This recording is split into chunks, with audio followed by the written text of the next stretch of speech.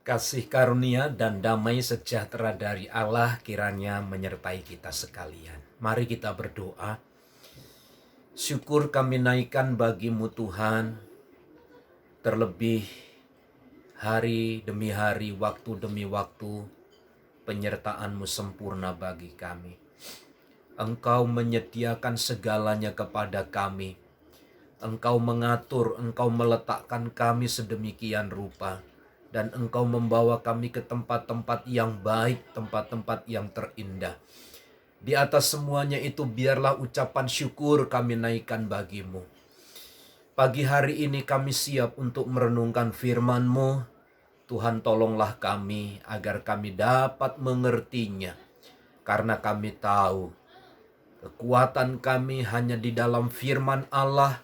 Dan itulah yang meneguhkan dan menguatkan kami. Di dalam nama Tuhan Yesus. Amin. Dalam kitab Ayub pasal yang keempat ayat 7 dan ayat yang ke-8 demikian. Camkanlah ini, siapa binasa dengan tidak bersalah, dan di manakah orang yang jujur dipunahkan? Yang telah kulihat ialah bahwa orang yang membaca kejahatan dan menabur kesusahan, ia menuainya juga. Pada pasal yang ketiga, kita dapati sahabat-sahabat dari Ayub. Mereka begitu bersahabat dengan Ayub saat Ayub mengalami derita yang teramat sangat. Bahkan sahabat-sahabat Ayub termasuk Elifas dalam pasal 4 ini, mereka mendukung begitu rupa. Bahkan sampai ikut serta berkabung, tanda penyesalan, tanda duka cita yang teramat sangat. Tetapi beda Bapak Ibu Saudara di dalam pasal 4 ayat 7 dan ayat yang ke-8. Ada satu konsep, ada satu teologi yang dipegang oleh Elifas. Dan ini merupakan pemahaman yang keliru. Tetapi pemahaman yang keliru ini banyak dipakai oleh orang-orang, termasuk mereka yang mengatasnamakan dirinya sebagai pengikut-pengikut Kristus. Nah, orang-orang yang memegang prinsip seperti ini biasanya mereka akan berkata begini, ikut Tuhan harus sukses.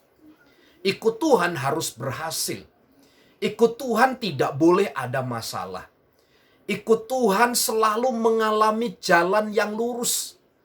Ikut Tuhan akan selalu ditempatkan kepada pendampingan berkat demi berkat sepanjang waktu. Ini adalah teologi Elifas. Apakah demikian Bapak Ibu Saudara sebenarnya yang kita pijak sebagai anak-anak Tuhan, yang kita pegang sebagai anak-anak Tuhan? Tentu tidak. Pada pasal 1 kita belajar Ayub adalah orang yang saleh.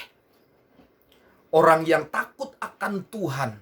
Orang yang menjauhi kejahatan. Orang yang karib dengan Tuhan. Artinya Ayub membangun hubungan begitu harmonis, begitu baik dengan Tuhan. Tetapi Tuhan izinkan satu kesempatan, satu masa, semua harta benda ke-10 anak-anak yang dikasihinya harus hilang lenyap dari dunia. Tidak hanya itu, istrinya, orang yang terdekat pun mencela. Ini tidak masuk akal bagi Kefas, bagi Elifas maksud saya. Itu sebabnya dia katakan begini, siapa binasa dengan tidak bersalah? Dan di manakah orang yang jujur dipunahkan? Tidak mungkin ada orang jujur dipunahkan. Tidak mungkin ada orang benar akan mengalami sakit, derita, dan seterusnya.